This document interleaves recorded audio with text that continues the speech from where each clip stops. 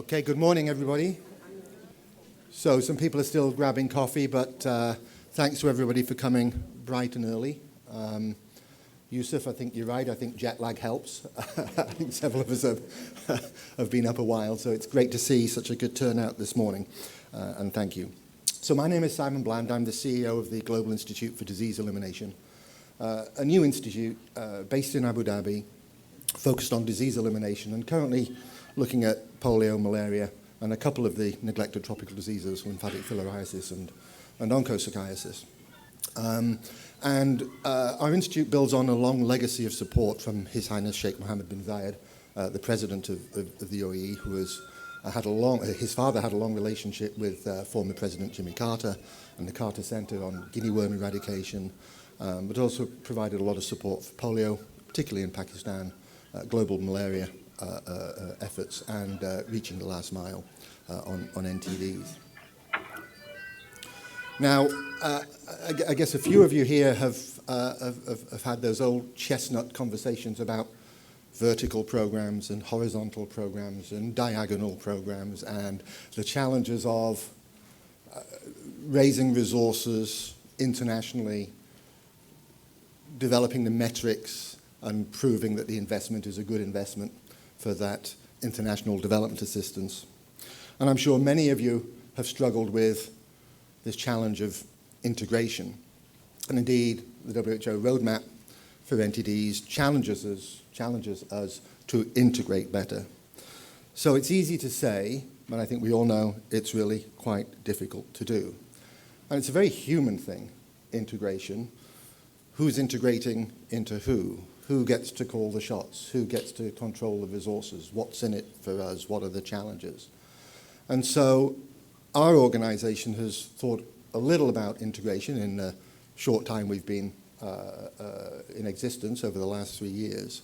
And we're supporting some small programs in Papua New Guinea with Appelma, in the Philippines, on the island of Hispaniola, in Ghana and in Zanzibar. And in fact, over the last couple of years, we've been working closely in partnership with Bridges to Development, with Julie Jacobson, with Alan Brooks, and with Anastasia here.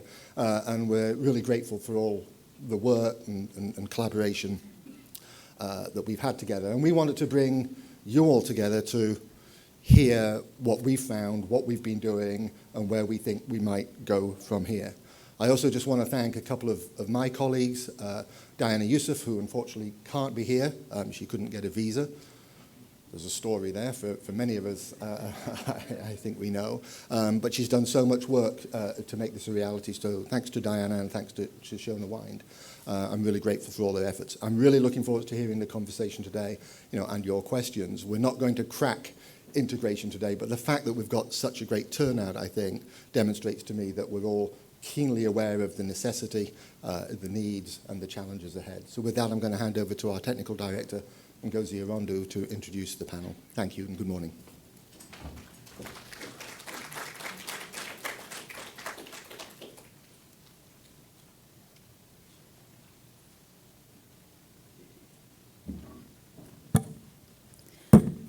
Good morning, everyone. Thank you so much, Simon, for the introduction, and so good to see everybody here.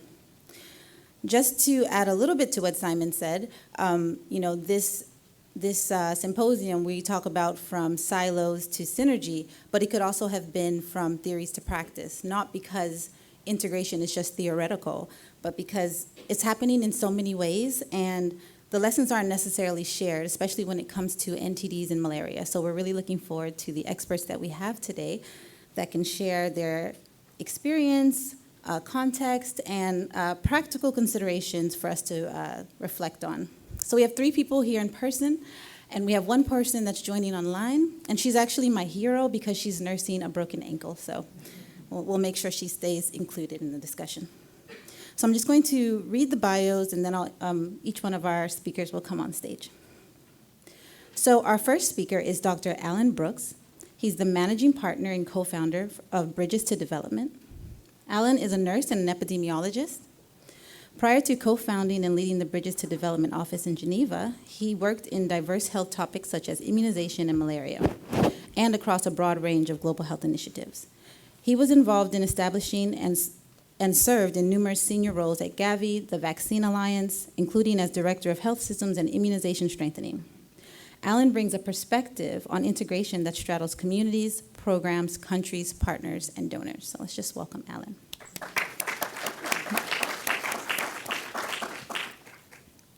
Our next speaker, this is the one joining online, is Dr. Fatma Kabole. She is the Deputy Director for Preventative Services for Zanzibar Ministry of Health.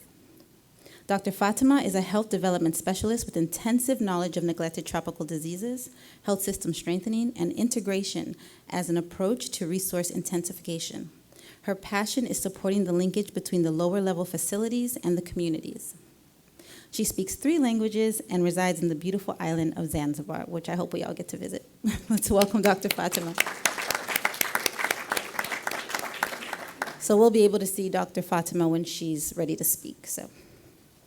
Our next speaker, our third speaker, will be Dr. Corinne Karima, Interim CEO of RBM Partnership to End Malaria. Dr. Corinne was appointed as Interim CEO of the RBM Partnership to End Malaria in April 2022. She has extensive malaria leadership experience in national and international public health systems. Dr. Karima has most recently served as Special Advisor to the Board Chair of the Global Fund, a partnership designed to accelerate the end of AIDS, tuberculosis, and and malaria as epidemics. And previously, she was the Malaria Senior Program Officer at the African Leaders Malaria Alliance, or ALMA. And she led the Malaria Experts Group of the Technical Panel Review for the Global Fund. Before these positions, there's a lot about Dr. Corinne, so we'll see. Before these positions, she was the director of the Rwanda National Malaria Control Program for 10 years, following 5 years as head of the malaria and other parasitic diseases, so including neglected tropical diseases division. During her time at NMCP, she led the development of malaria control strategies, policies, and research. Dr. Karima is a medical doctor who holds a master's degree in sciences and epi from the University of Rwanda. So let's welcome. Okay. And our final speaker will be Dr. Gregory Noland. He's the director of river blindness, lymphatic filariasis, schistosomiasis, and malaria programs at the Carter Center. It's a lot to do. In June 2020, Dr. Gregory Noland was named director of the Carter Center River Blindness, LF, Schistosomiasis, Malaria Programs. Dr. Noland joined the Carter Center in June 2011 as a program epidemiologist with more than a decade of basic and applied research experience in parasitic diseases. Prior to joining the center, he was a project manager and postdoctoral fellow for the University of Minnesota Malaria Research Program in Kisumu, Kenya.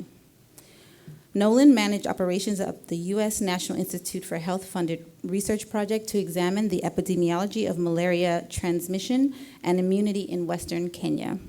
From 1998 to 2001, he was a guest researcher for the U.S. CDC Division of Parasitic Diseases.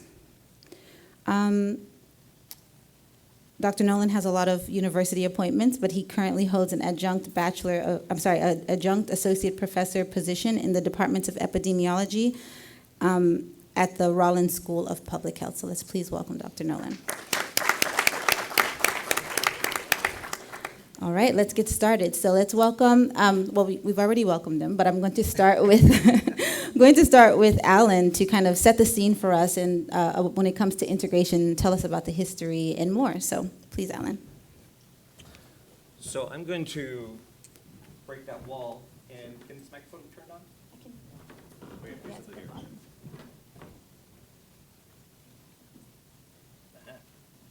Technical assistance, beautiful. And I was promised that the people that are live streaming would be able to see me if I stood down here. And I figured they're probably more awake. They're probably in a different time zone. So if I come closer to you, you might stay more awake here, because this is incredible. I'm amazed to see and pleased to see so many. So I thought to step back to a couple of time points in history, because part of what we do when we go deep in scientific sessions like here is we lose track of where we came from. If you think about this great podcast I was talking with a Kenyan colleague about yesterday called Throughline, to understand where we are today, let's go back and think about how we came. And I'm going to talk about the current development space we're in, a little bit about the people, and a couple of ideas about setting the stage for where we might be going. So I want to go back actually to our first big public health success, which was smallpox eradication. Incredible, built upon an almost militaristic siloed model about delivering on a single mission, single-minded focus. And it worked. Kind of we did it, the collective we. And that's incredible. And that was in 1980 that smallpox was eradicated. And so the reaction out of that was integration. And you remember from the leadership of WHO in that period of time to the leadership of UNICEF saying, let's integrate different types of routine childhood immunizations. So it was integration in the sense only of really of immunization. And for the decade of the 1980s, Jim Grant and others really led that push to say, how do we strengthen the basic childhood infant immunization schedule to make it universally accessible? Really the first sort of public health global push with an equity focus around it, bringing kids 3 times into contact with the health system in the first year of life. Incredible. Reached like 80% coverage, right? In the first year of life with a core set of different vaccines. Integrated, but not really.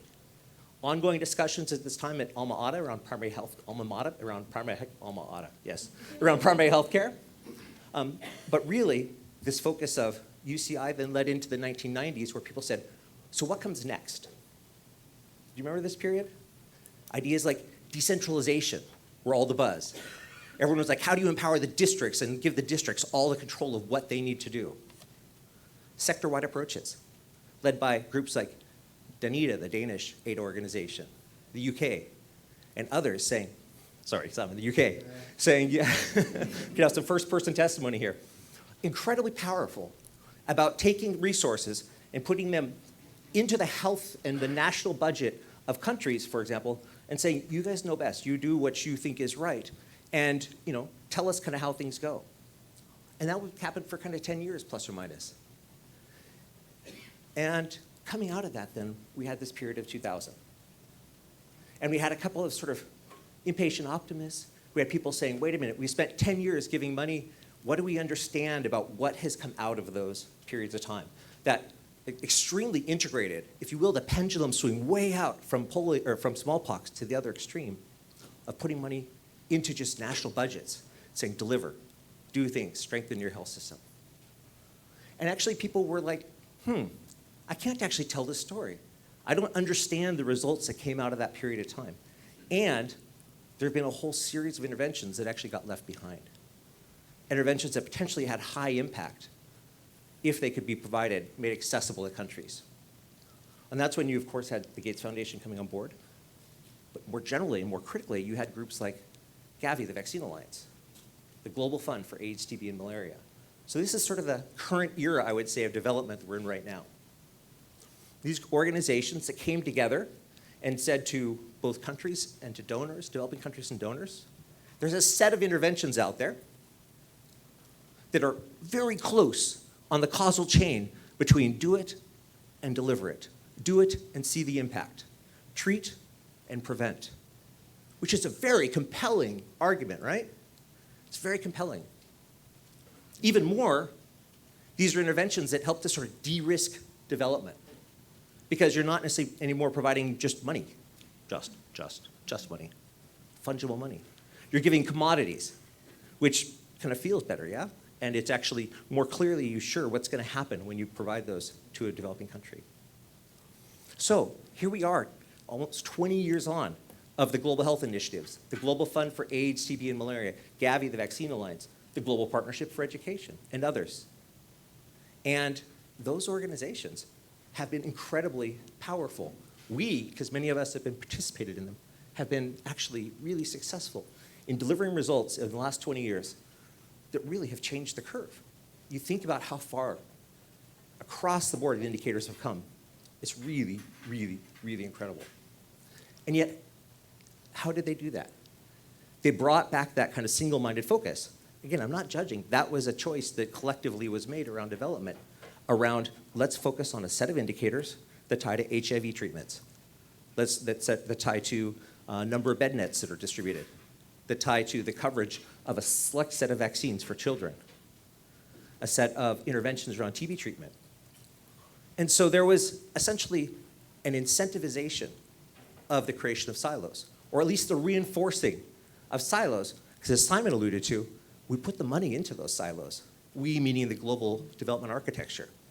We reinforced, we incentivized, we encouraged people to think about how do I make sure I deliver on that target, because that's what is going to be recognized, going to be resourced, et cetera. Interesting. In a sense, it's a story a bit about money. It's also a bit about power, because it probably is a good thing if you're in a country and trying to deliver, if you have additional resources, if you have the ability to program and invest. So there's an element of sort of inter-specialty power that's going on. And there's also probably a speaking to the hearts of those that were part of this and continue to be part of development, including myself and all of us around here. We have things we love. We have things that, for whatever reason, we feel passionate about, whether it's malaria, filariasis, whatever. And if suddenly there's resources going towards it, allows us to actually even more double down in our area of specialty and comfort and say, this is great, let's do it, et cetera. So in a sense, we've got this situation where the perfect storm of hearts, minds, money, power, et cetera, are coming together to reinforce the incentivization and the siloing that we may have come to that place anyway. We certainly were there in some respects before, but I would premise that the architecture we have is actually further exacerbated, et cetera. So now, where does that leave us? It leaves us in 2022. Going, we have this is our world. Collectively, what do we think and how do we react? What do we do about it? And I think that's part of the discussion today. People have been thinking about integration and breaking down silos for a long time. And I guess the first question is it good to break down a silo? Is that really, the right way to go? And the first point I would premise in terms of an opportunity is that there are win-win solutions. There are spaces where the silos actually do reinforce one another. And that's some of the work that Simon alluded to, and we'll hear more about from Dr. Fatma, where we try to systematically look at those spaces where actually it's not one just charitably helping another program. It's how one program actually can sustainably provide something that another program doesn't have. A second is maybe a little bit longer term. Remember how I talked about kind of the development model is partially built upon our passions and the passion of leaders, particularly mostly men and mostly doctors. Just echoing back to the presentation yesterday on women health. If you missed it, Women in Health was a great session. How do we turn some of that model upside down too? How do we actually increase the prioritization placed on experiential knowledge and actually give a stronger voice to frontline health workers, to district management teams and others? And there's some of the work that we're doing on peer-to-peer learning within Bridges to Development is very powerful in immunization, in female genital schistosomiasis and others. When you can bring hundreds and thousands of people together from the front line to say, actually, this is what I'm doing and solving and how I'm solving problems in my space, and actually them being accountable to their peer, to their neighbor in another country, in another region, and actually doing that at scale. And we are. We are actually in the hundreds and the thousands, because that's translating through into a multitude of individual people with an individual accountability, many of them women, to solve local problems. That can break down silos. Because keep in mind, one of the places where actually the siloing never really took hold was actually the further down the line, right? Interesting. And the last point is the irony of this all. Have you looked at the indicators from many of the global health initiatives in the last couple of years? Anyone want to give me a visual of how they've been doing? Immunization coverage, flat or going down. HIV, malaria, TB, exactly. So it is incredible what collectively has been delivered by countries, supported by partners over the last 20 years. And here's the question. Is that model going to deliver us for the next 20 years and that remaining 20%? Or do they need to seriously rethink if they want to achieve their objectives? Because I'd premise that perhaps their models have been great. We can't let those gains slide backwards. And I'm not sure, though, that they're the right models. They're going to get us that last bit. So I look forward to hearing what the models are. Thank you very much.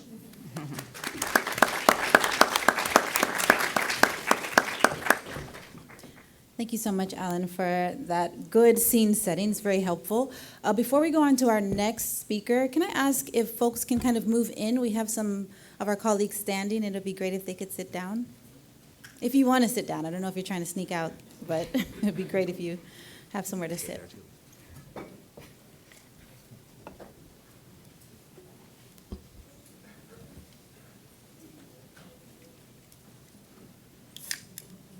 Amazing.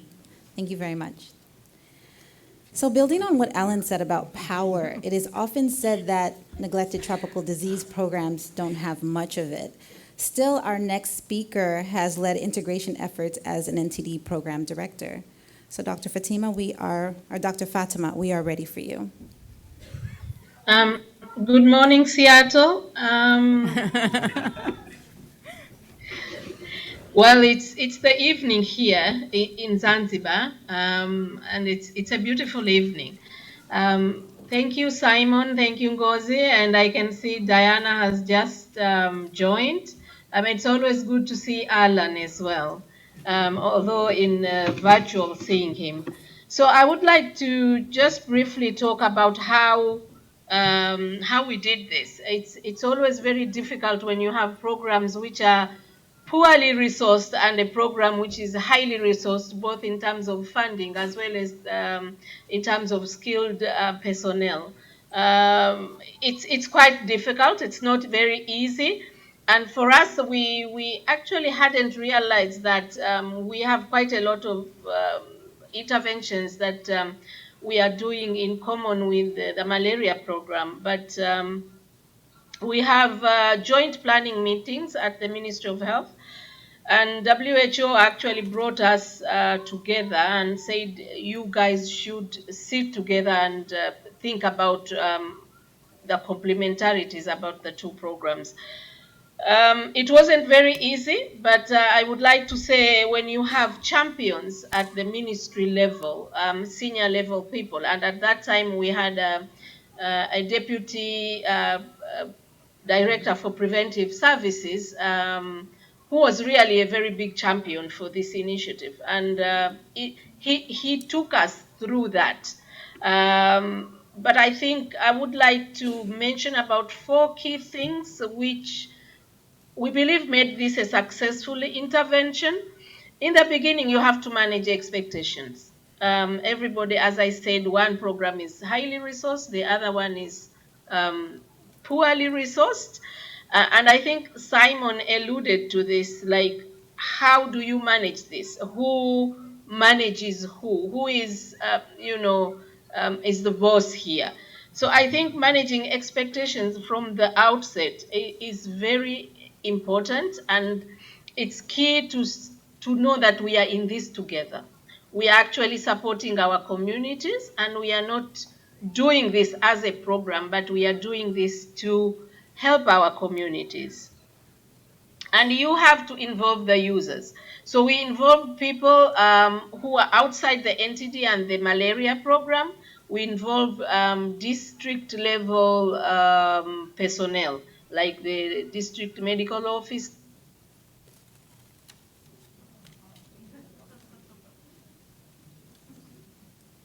Oh, no, sorry.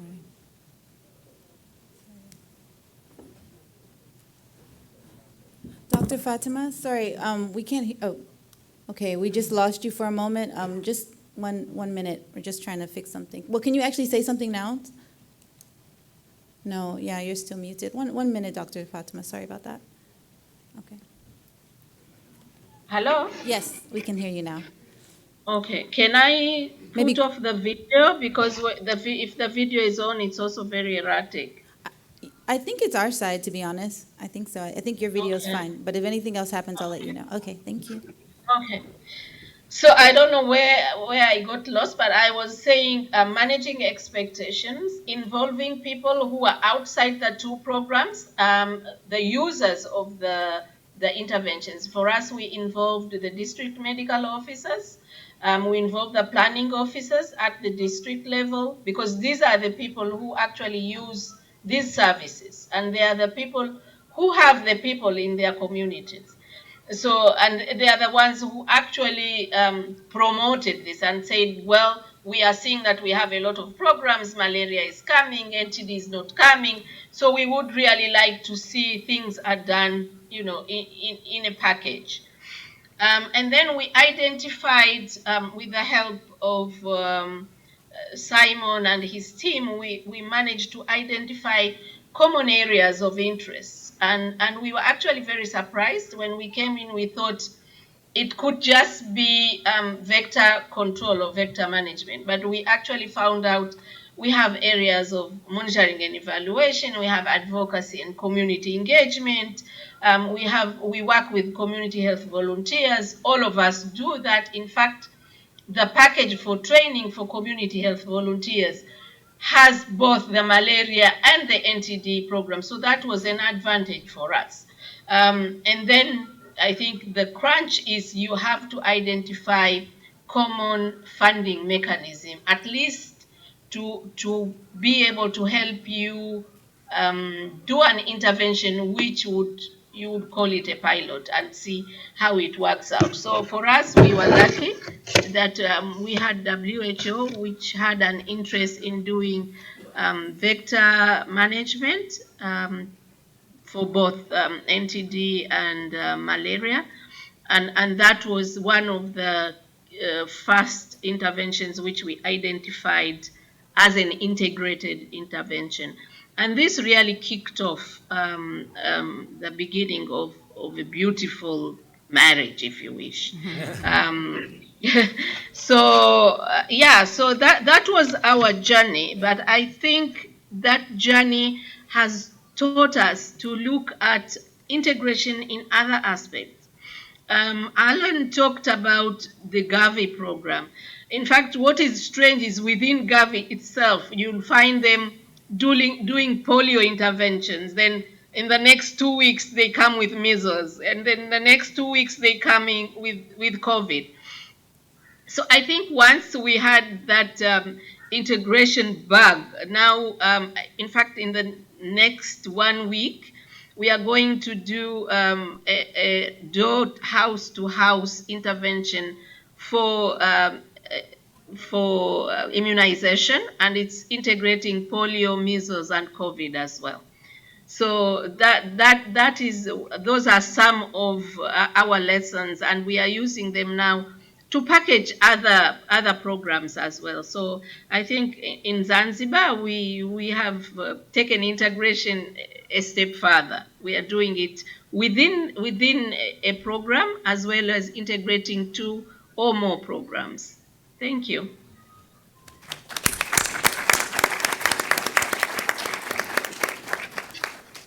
Thank you so much, Dr. Fatma.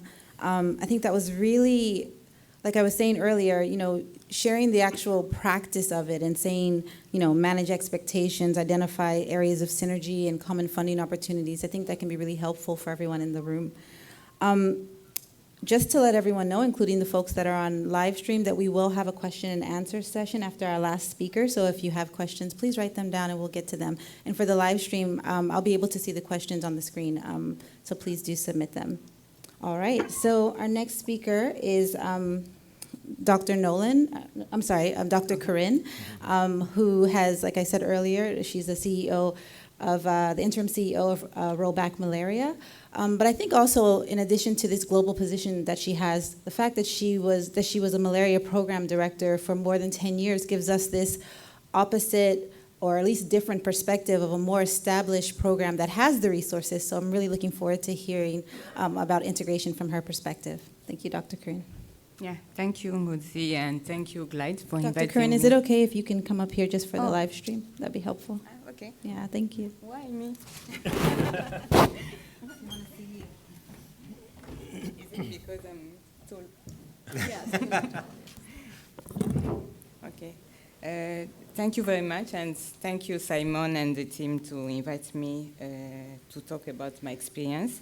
So I've been asked to talk about the global and country perspective on integration of malaria and NTD.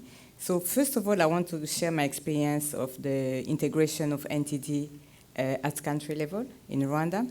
So I can say that malaria and NTD was integrated officially in 2008 in Rwanda, when we changed the structure of the malaria control program that became the malaria and other parasitic disease division. But before, we used to implement activities, especially MDAs, as well as case funding, but it was project-based, so we had partners who were supporting those activities.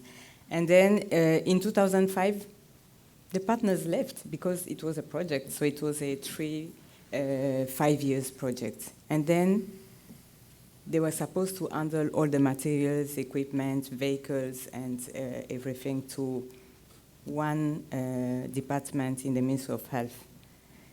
But, so the Ministry of Health was trying to see which department is going to acquire all the equipment, but at the same time, it's also work. It's more work, no money, because they were leaving.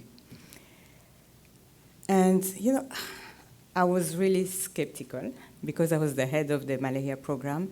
And then I was like, okay, they're going to give us activities, but no money. And, we had, as Fatima was saying, we had really a tough permanent secretary at that time, so I didn't have a choice. But when we started to do activities, so the Ministry of Health was at least procuring commodities, the drugs, for the MDA, but we didn't have money for distribution, we didn't have money for other activities. So, but what was interesting is this was a poor program, but it was well-resourced in terms of, for instance, the estimation of children, the way they were calculating commodities. So they had really a system. They had data. Of course, it was not integrated within the health information system, but, they had an addition for us, especially for the malaria, because we wanted to implement the mass distribution of mosquito nets.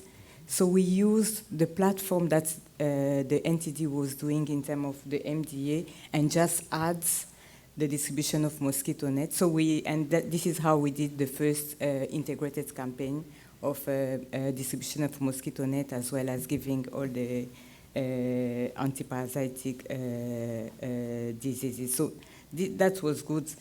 And then, since we didn't have money, we were supposed to start activities. So the first activities that I initiated was at least just add 3 indicators within the health information system, so that at least at health facility level, they could include the 3 indicators, and then at least collect data on children for the 3 diseases. So this is how we started.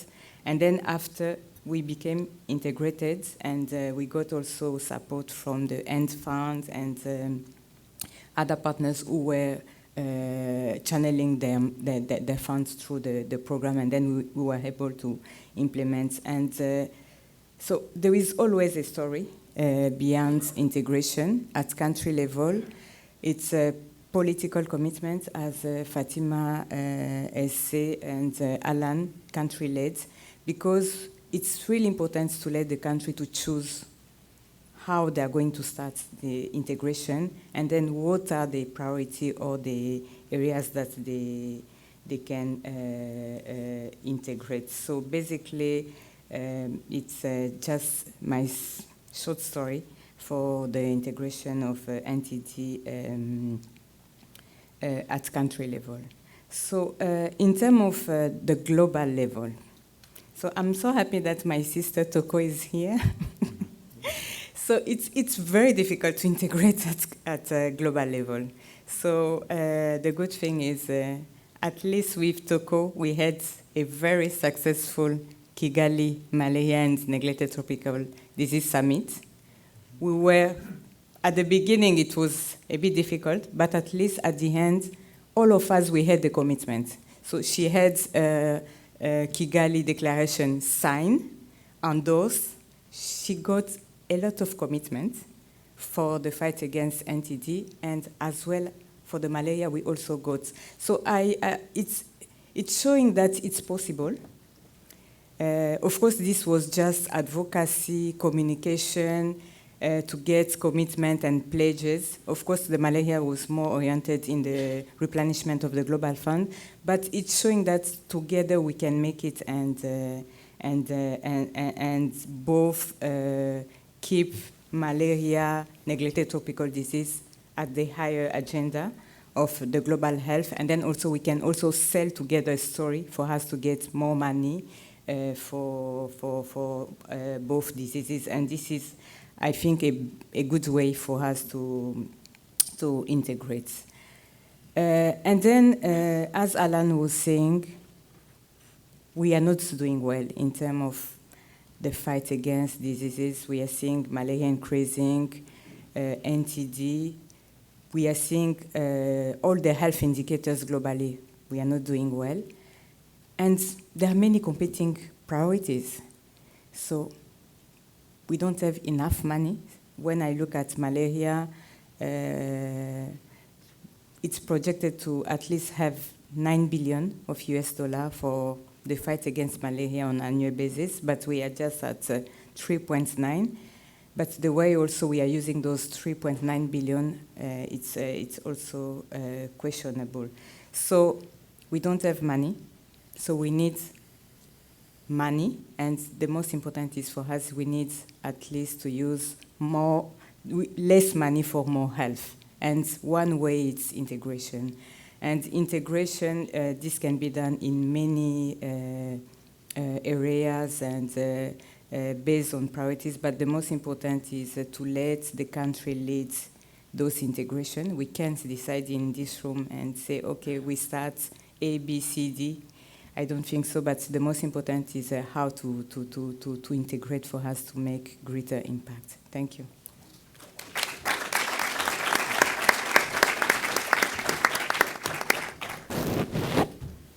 Thank you, Dr. Corinne.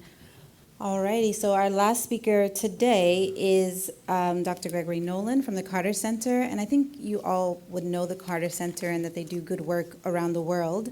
So I think we'll have different perspectives of integration, but also I think his thought leadership in it as well. So here you go, Greg.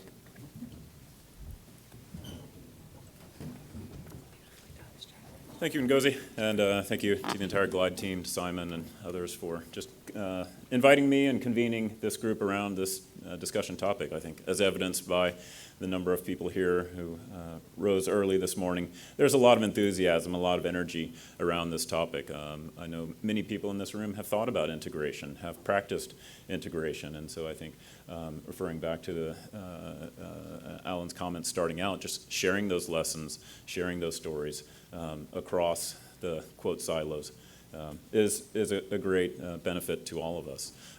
So I have the pleasure just of sharing from the implementing partner perspective some of our experiences. I know, again, many others in this room have had similar experiences, have conducted innovative ways to integrate malaria, NTD, or various other combinations of disease programming. So I think let me start just building off the point that Dr. Corinne ended on, that we need to be better and more efficient about the limited resources. I think the fact that resources are limited, that funding is finite, demands that we have to look for opportunities for integration. That doesn't mean that we can successfully integrate everything everywhere, and so identifying the challenges, the practical challenges of integration is an important part of the conversation, and so I'll speak to that. But just starting with some of the opportunities and examples that we, as an implementing partner, have been able to conduct from the integrated perspective, I hope would be illustrative for this group. So let me start with one example that is described of just simply integrating bednet distribution within MDA infrastructure. So very similarly, as was described for Rwanda back in the early 2000s, the Carter Center, with support from, I know Julie is here, and as program officer at the Gates Foundation, she was instrumental in this project. But we were able to leverage the personnel infrastructure of NTD teams, community drug distributors at the community level, distributing MDA for onchocerciasis and for lymphatic filariasis to distribute bed nets. And so this was just prior to the mass distribution, scale up for impact years in Nigeria. So this was early pilot projects of can you ask just a little bit more for a lot more benefit from the CDDs. And in fact, at that time in several different communities across Plateau, Nasarawa states, increased household bed net ownership from less than 10% up to 80% just with a single round of integrated net distribution within CDD, MDA for RB. So that's one example, just a simple example. There's always the balance, there's always the tension of how much are we asking of the CDD infrastructures, particularly those that are often asked to do this on a voluntary basis. And there are challenges across programs. Do certain programs pay the frontline health workers to do this work? Does the NTD community more often, or because the NTD community more often relies on the voluntary nature, that this is a community benefit, that this is community-directed treatment. And so following that kinship model of benefit of distributing drugs to your community members. So those tensions remain, and I think that's something that we as a community need to grapple with. What is fair and equitable remuneration for those frontline health workers? So that's one example, integrating nets into CDDs, MDA. Another opportunity is integrated serosurveillance. So from the NTD perspective, particularly as programs reach post-treatment surveillance, whether it's for onco, whether it's for LF, the diseases that I tend to work with more on a day-to-day basis. As programs conduct post-treatment surveillance surveys, you have the opportunity to simply collect an extra blood sample, DBS blood sample, that can then be used and analyzed for multiplex serology. So that can provide a wide range of indicators. And so there are numerous examples now from various countries that have done this. But as Dr. Hopkins, longtime vice president at the Carter Center and Guinea Worm Warrior #1, always said, you can't integrate something into nothing. And so as building capacity within the ministry labs is an important element for this. The multiplex serology is an extra level of complexity. And so this is something that within our programming, we are looking for ways to enhance that ministry structure. And that's a long-term benefit. That's a health system strengthening step. So providing that flexibility and multivalency in the surveillance capacities. So that's one benefit as well. The third and final, there are many others we could pull from within Carter experience. There's integrating febrile screening, test, and treatment for malaria within the context of trachoma MDA that we did for a number of years in Amhara region in Ethiopia. There's more novel examples of integrating mental health care within LF morbidity support as programs now try to catch up on their providing the essential care package for those suffering from lymphedema, from hydrocele. Are there ways that we can address and attend to the mental component of this disease? But really the third and final element is perhaps forward-looking. Again, looking at the CDD infrastructures, can we use those for malaria MDA distribution approaches? So whether it's for seasonal malaria chemoprophylaxis, whether it's for IPT. I know there's expanding conversations now about not only IPT specifically for pregnancy or infancy, but also expanding that age range for drug distribution strategies for malaria. So who better than to participate in that effort for drug distribution within their communities than the individuals who are already providing drugs for elimination of of other diseases like NTDs, RB, LF, trachoma, et cetera. So, we know these systems are well scaled up in many areas, and so this is a great opportunity as there is perhaps renewed enthusiasm for MDA strategies for malaria. Okay, then let me wrap up then just focusing on some of the challenges. As I said, there has been a long push within the NTD community to look at trying to combine one big survey.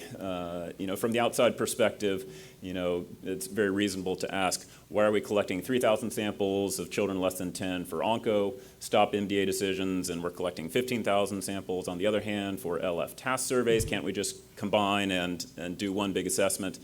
There are two practical challenges to that in many cases. Number one, the microepidemiology of these diseases may not overlap. River blindness in particular follows rivers, and so the microepidemiology demands that it may not completely overlap with that of LF.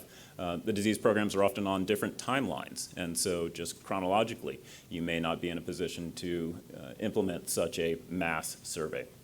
So the microepidemiology, the timelines, is just a practical challenge to very sensible and reasonable aspirations for integration. That, along with just that tension between what are the existing resources, and if they're not there, slowly building up. So that tension between vertical, horizontal, Simon referenced, buzzword now is diagonal. And so if there's not something there, maybe it's more of a Kaplan-Meier stop-start, go this way a little bit and then drop, and then go this way a little bit and integrate. So that stop-start element of integration, looking for opportunities, is key. So thanks, let me stop there. Just a few vignettes from our perspective. Thank you very much.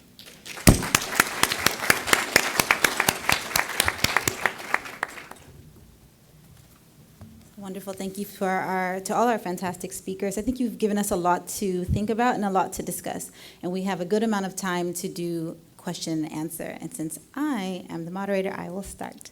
So my first question actually is to you, Greg. So at the end, you gave us some of the challenges that were very technical about when we can and cannot integrate diseases. So I'm curious to kind of the process of understanding that. I think the theme of this is really that integration is a big word. Are there some areas, like for example, if the issues with the kind of the geography and the timeline can't be overcome, are there other ways to integrate? Does that make sense? Like, are there other ways to integrate maybe in advocacy, policy? I don't want to give you the answers, but yeah. No, that's great.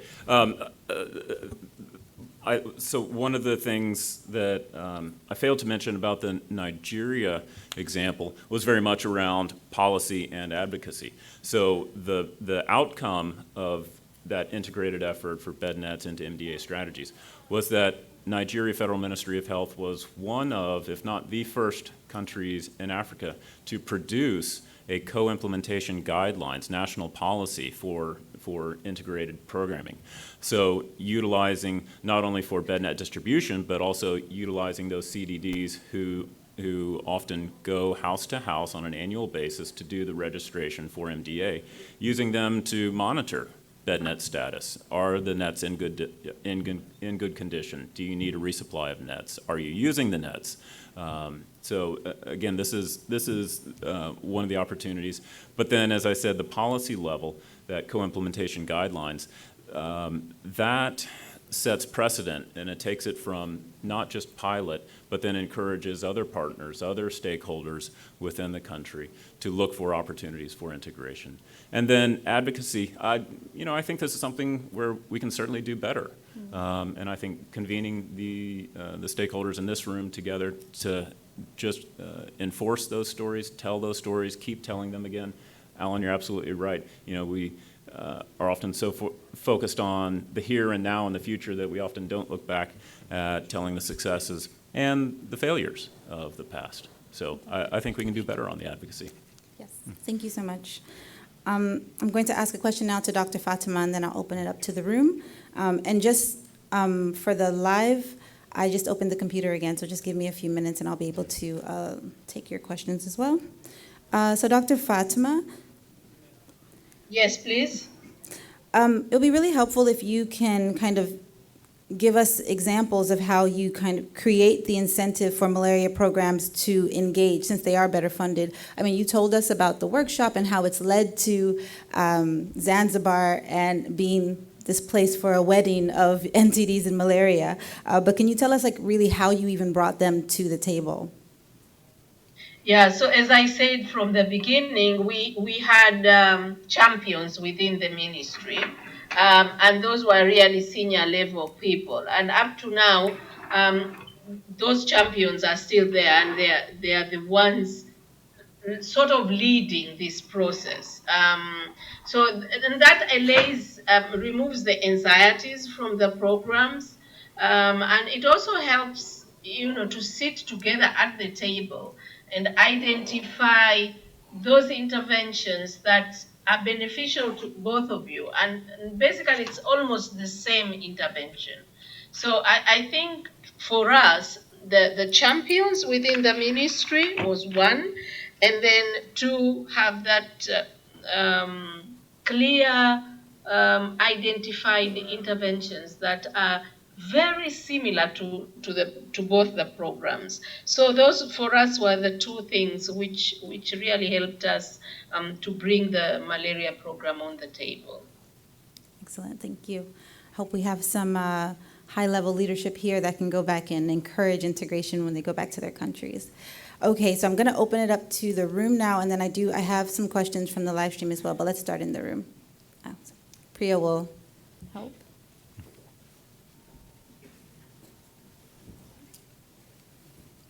Can you raise your hands again?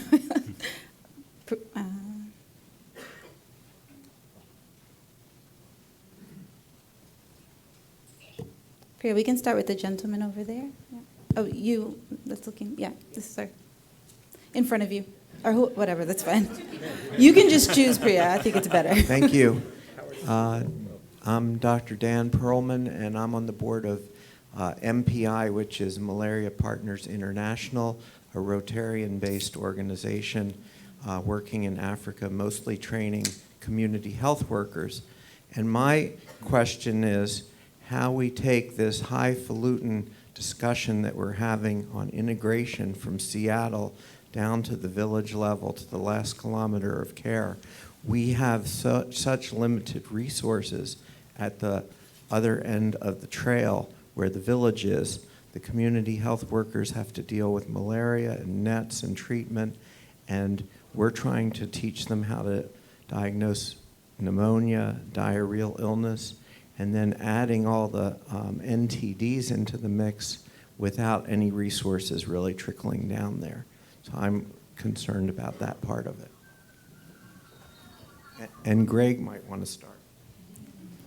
I actually think we'll take a few questions and then, yeah, but Greg, you can definitely take that one. So just raise your hands again, please.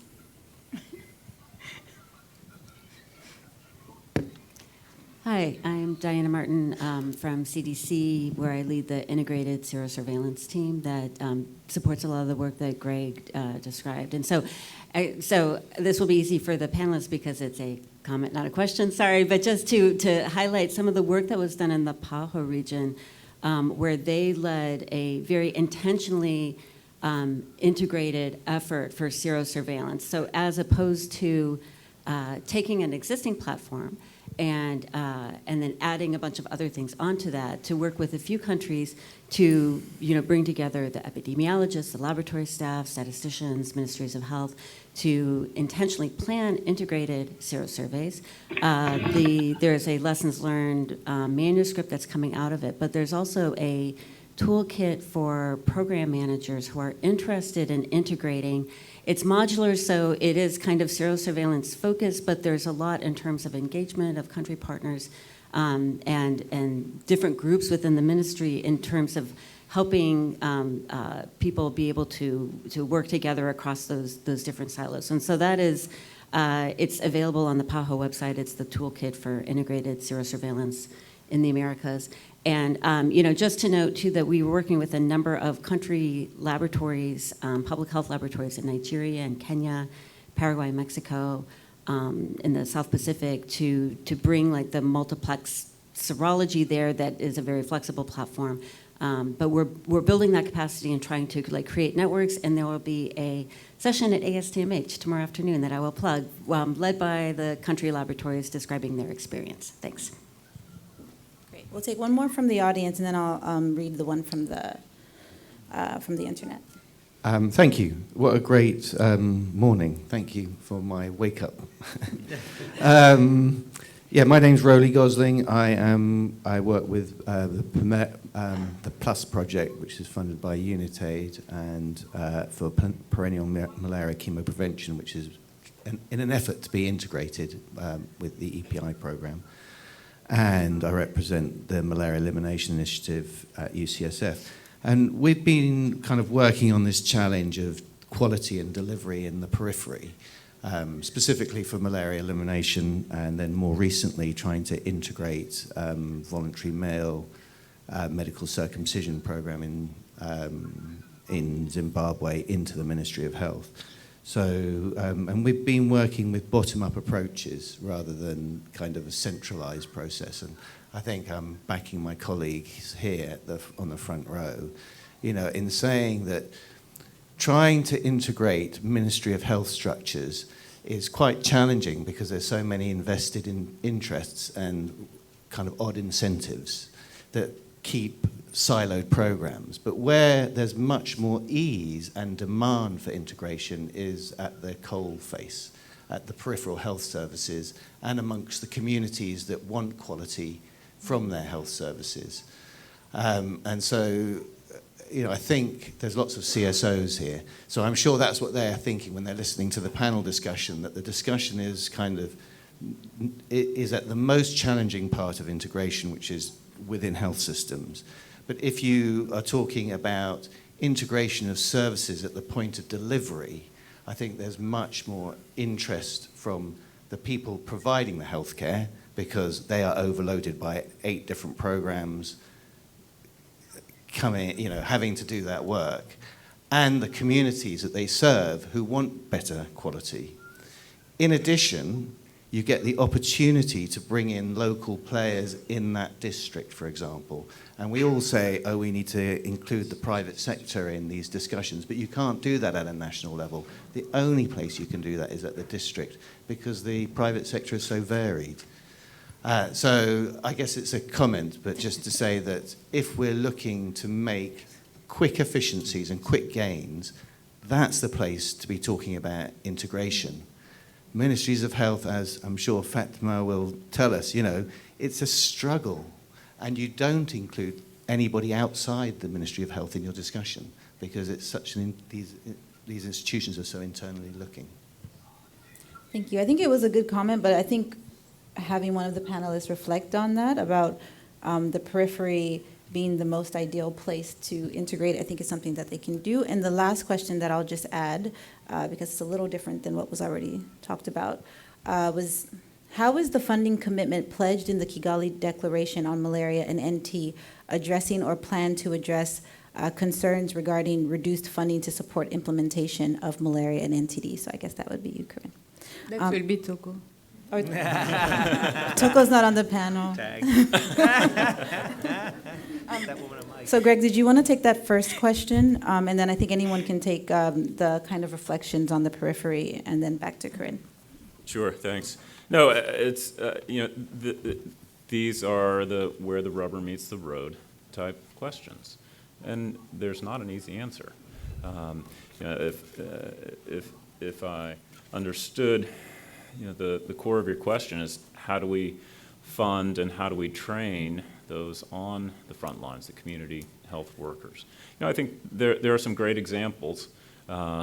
Ethiopia has a phenomenal system, the Health Extension Worker Program, that trains those health workers on a multi-package of care. But then how do we as implementing partners support that work. So the first and foremost thing to say is that these need to be ministry-led efforts. I think all of us in this room are committed to that approach, that we are not implementing our own programs, but that we are supporting the ministry's programs. And so I think aligning with the ministry's goals for their own domestic training and resource capacities, and then finding the opportunities for integrated programming.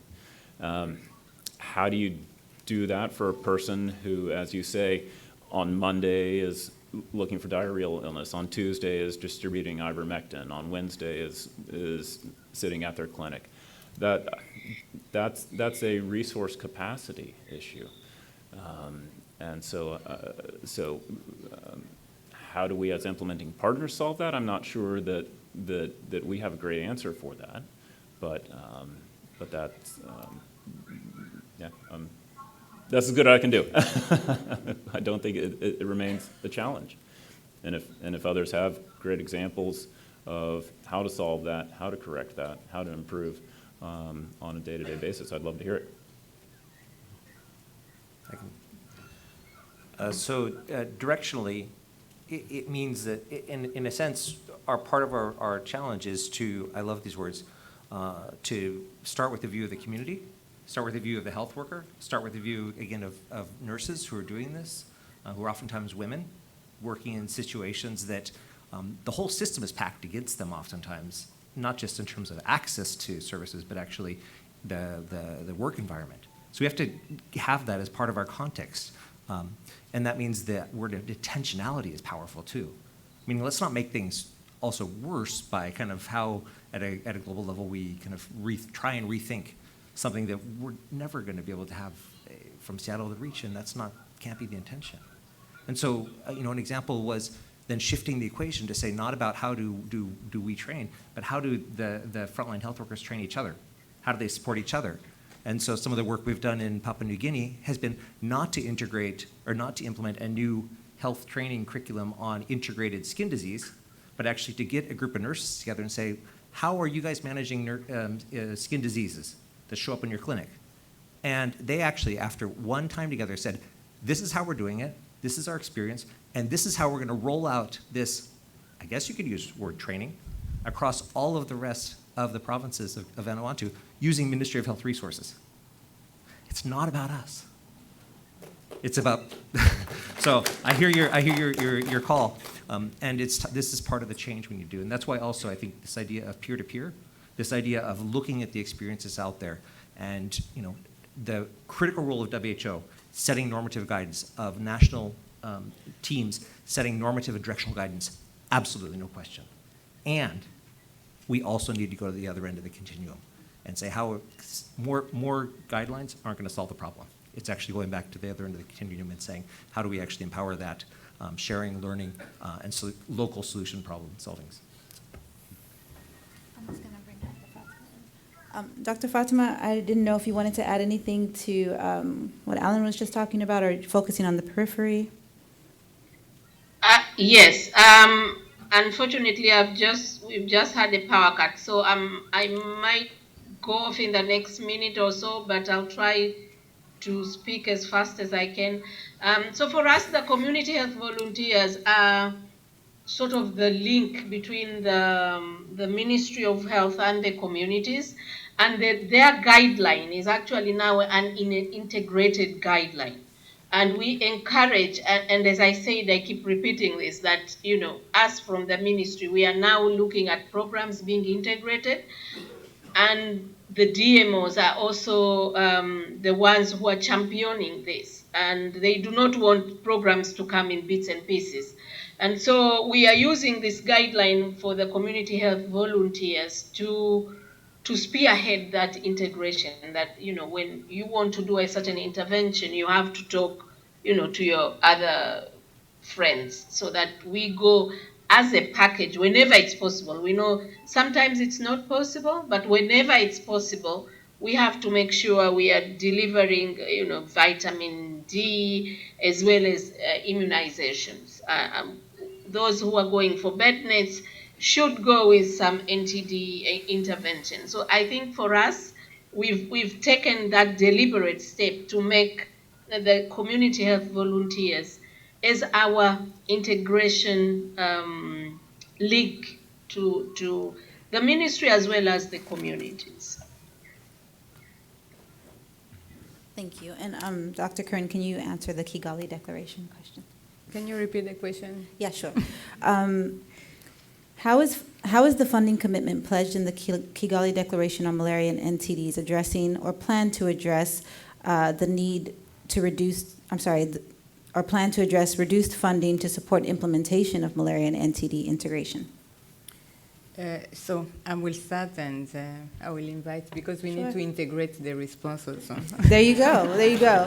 We'll have a colleague give Dr. So Toko. maybe before I respond I wanted to touch on the points that Rolly talked about. It's clear that the beauty of integration is when you get the communities involved, and especially that we are serving the same customers. So it's the same children who is going to get mosquito nets, is going to get all the drugs, and for sure it's we need to orient our integration through the priority of the communities, and maybe Rwanda is also a good example.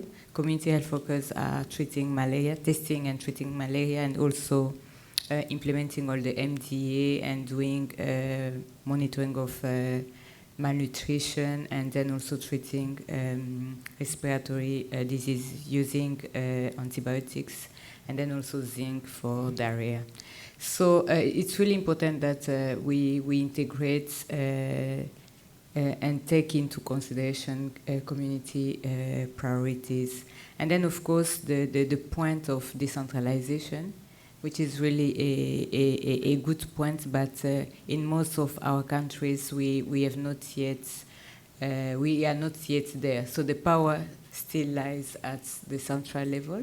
So you can't, decide what to integrate at the centralized level if you don't have the resources, you don't have money, you are not the one planning, because of the planning is still at central level. So for the Kigali Declaration, I think it's too early. So we are still following the commitment, but what is important, that was a start. And I'm sure the idea of this meeting and conference talking about integration of NTD and malaria, it's a follow-up of the Malaria and NTD summit. So it's too early to say that we have already started the discussion on implementation at country level or at regional level, since we also need to have guidelines as well as normative guidance from WHO and other partners. But what is important is, with the pledges that we had, it's clear that we need to integrate as a way of more help for less money. So I think for me it's too early. Toko? What coincide? Thank you. Just to add one more thing, which I think speaks to Corinne's point earlier on about integration really being a political choice. I think this is just really what it boils down to, because we know that donors have a big say in what happens. Partners have a big say in terms of integration, considered sometimes to slow down programs. But one of the things that we absolutely love is the leadership of the government of Rwanda, particularly as it relates to the commitments that were made in Kigali and following them up. So much so that the government of Rwanda is setting up and has set up a team internally to follow up on these commitments over the next 2 years during their chair in office. So I think that political leadership, that ownership, and that commitment towards integration is something that the country itself is really committed to. And this is what we are pushing on, that political leadership, that ownership, because if the country wills it, if the country desires it, it will happen. It doesn't matter what partners around the room in Seattle will, but if the countries will it, I think that's when it happens. So we're committed to working with countries at that political level to ensure that this integration becomes something that the countries live. Thank you. Thank you so much. We have about, I think we're done at 8:45, so I wanted to get a few questions from this side. I don't want to leave you all out. Did you have a question? Okay, please go ahead. So I'm Farah Kamal. I'm from the Afghan University. So my question was around the polio endgame strategy, because that's a huge program, polio, and as part of the polio endgame strategy, that is one place where I see a maximum point for leveraging integration with other programs for infectious disease surveillance, immunizations, and outbreak response. And that is a huge platform which is not being seamlessly integrated into other programs of infectious disease. So what are your thoughts on that? Thank you. Thank you. Anyone else on this side? No? Okay. This gentleman, please. Thanks.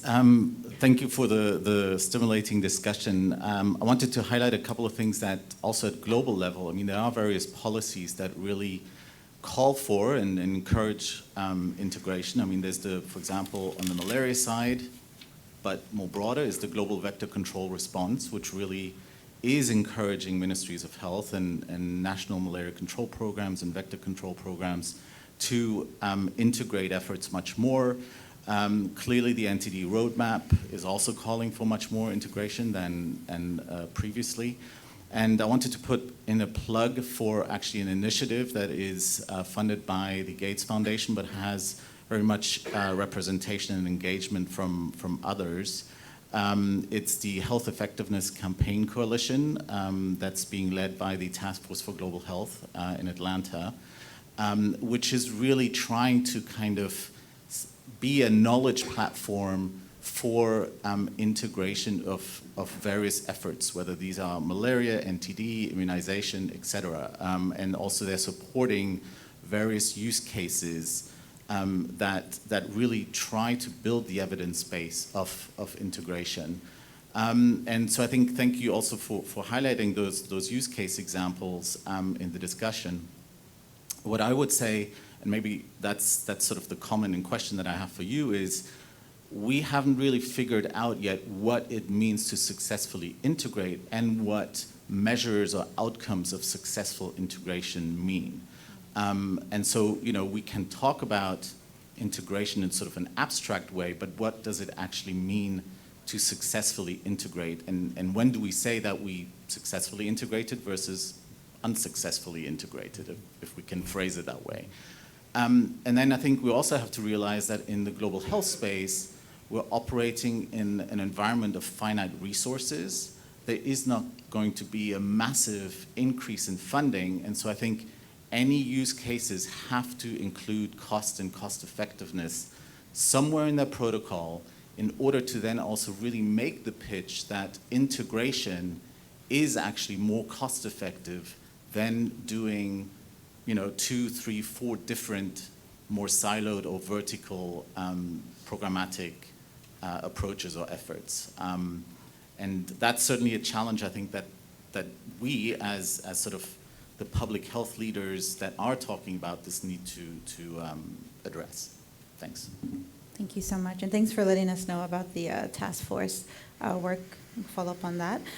So I think I heard kind of 3 questions in that, and anyone from the panel can take it. So the first one was the polio endgame strategy and leveraging that for integration with other infectious disease programs.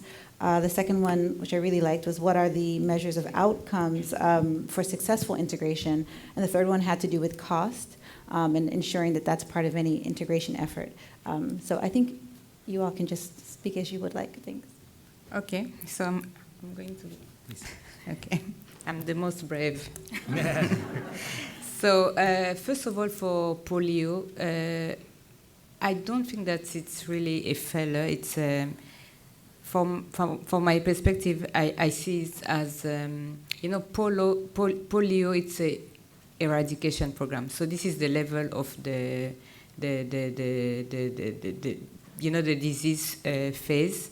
While, for instance, if you are talking about integrating polio in a high burden country, it's really difficult because you are still doing control, you are scaling up all the control intervention for you to get at least to see the reduction in terms of cases and death, and then have to do, because when you look at the polio eradication program, it's more you are doing case finding, you are going to the community, but if you have not yet reached that level in other diseases, it's really very difficult to integrate. And then, of course, what is good with polio, there is a story behind polio, all the work that has been done. So those are maybe the lessons learned that another program can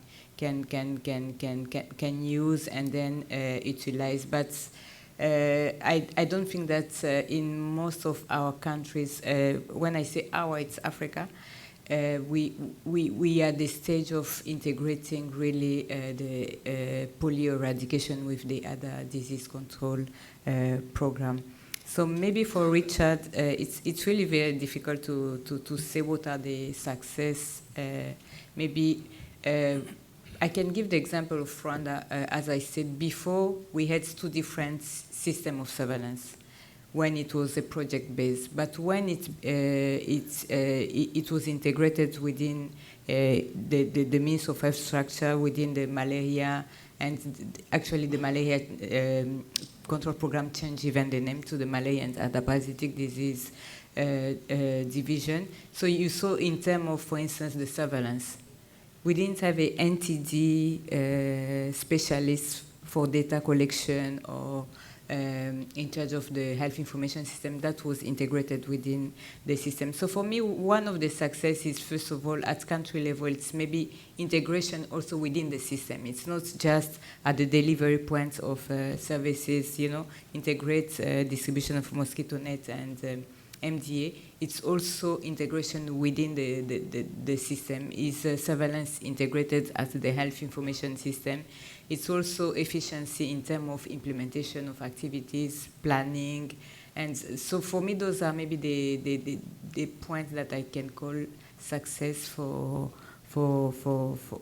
integration. Alan, you want to add something?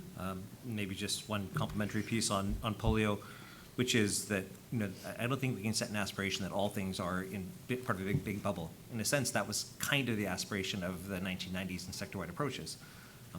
And what polio is trying to do, and I'm not defending them, but I am part of the Secretariat for the Immunization Agenda 2030 Global Strategy for Immunization, Bridges Development Access Secretary for that, is to bring them in and be very clear about their contribution to primary health care, to be very clear about the things that they're doing and how they actually help to identify zero-dose children, people that have been systematically missed out, not just once, but over many years and even decades in communities that have been missed, and bring them in.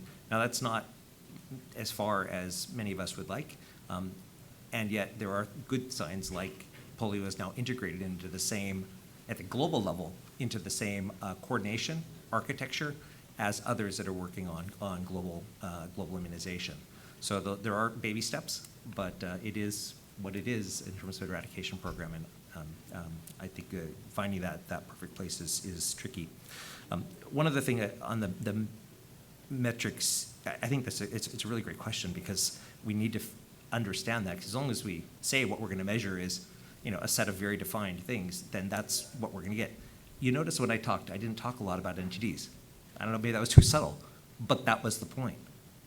There aren't the same level of global accountability for metrics for any of the NTDs in the way that there are. I mean, there are. Togo's been championing this for years, but not in the way with the profile that when the Global Fund says we spent $55 billion and this is what you get. That's a metric. That's a set of things that sway things. So how do we bring those kinds of metrics to integration?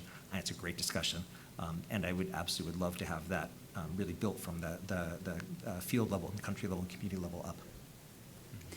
Greg, is there anything that you wanted to add before we close? No, thanks. I can't address the polio question, but to Richard's question about measuring effectiveness, and thanks for mentioning the Health Campaign Effectiveness Coalition. Dr. Eva Bazant is here, one of the program directors of that. So those interested, feel free to discuss with Eva afterwards. Clearly we can point to process indicators, right? I mean, you can say X number of nets were distributed with CDD infrastructures. You can talk about X number of people that were screened and tested and treated for malaria. Impact indicators, though, and effectiveness indicators, I think those remain gaps. And in fact, Simon and I were just talking yesterday about measuring the cost efficiency, cost effectiveness of these things. I'm not an economist, and so I know those have distinct meanings. But what's the value for dollar? What's the value proposition in this integration? And I would agree. We tend to be focused on the process and the impact evaluation. Again, those still tend to be siloed. I mean, you still tend to have malaria indicator surveys going on in every country. You still tend to have all the NTD surveys that still more or less remain siloed. So what is the value that we are contributing to the programs? How are we measuring? What is the impact? So I agree. Thank you. Well, can you all please join me in thanking our speakers, including Dr. Fatma, who had to drop off.